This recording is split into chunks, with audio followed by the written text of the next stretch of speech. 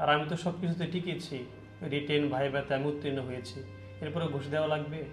ঘুষ দিয়ে আমার পক্ষে চাকরি নেওয়া সম্ভব নয়। আর ঘুষ দিয়ে চাকরি নেওয়ার চেয়ে আমি পানের দোকানদারি করে খাবো, এটাই ভালো। স্যার আসবো? আসেন, বসেন এখানে।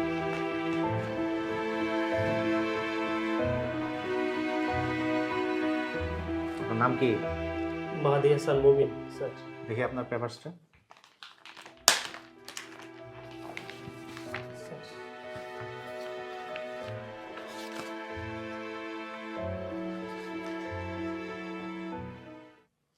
আপনার পেপারসগুলো তো আমরা আগেও দেখেছি।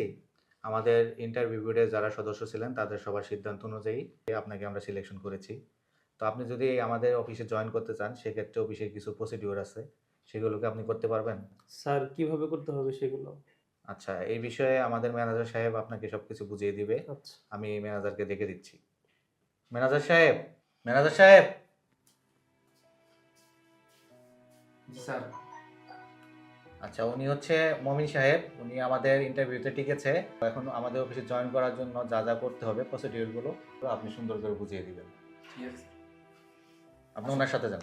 স্যার চাকরিটা আমার খুব বেশি প্রয়োজন স্যার, আপনি দেখবেন স্যার কষ্ট করে।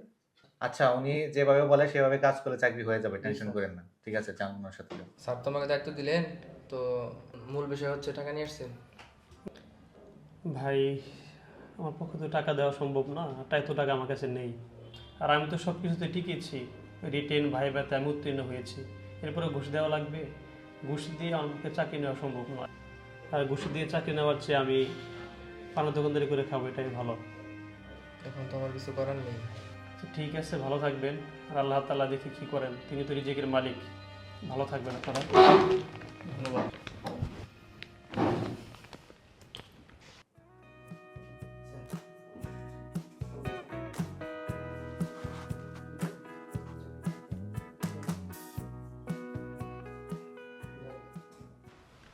স্যার আসবো? জি, আসুন, বসুন। ও আপনি?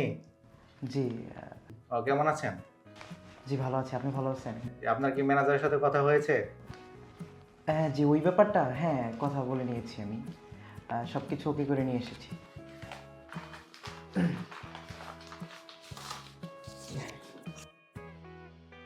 সব ঠিকঠাক আছে তো নাকি? জি স্যার, দেখে নেবেন। আচ্ছা, ঠিক আছে।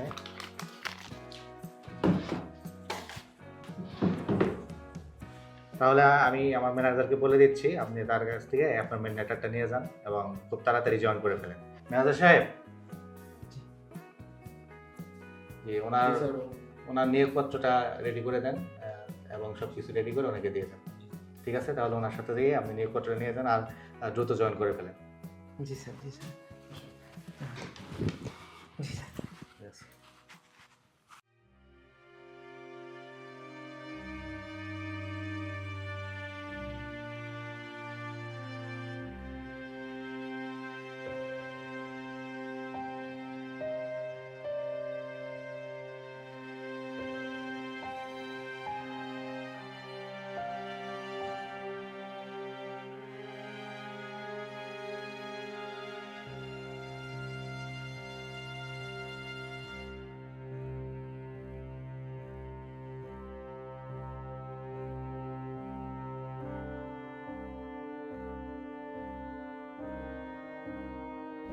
এভাবেই হাজারো মেধাবীরা ঘুষের কাছে হেরে যাচ্ছে এবং অযোগ্যরা গুরুত্বপূর্ণ স্থান পরিচালনা করছে।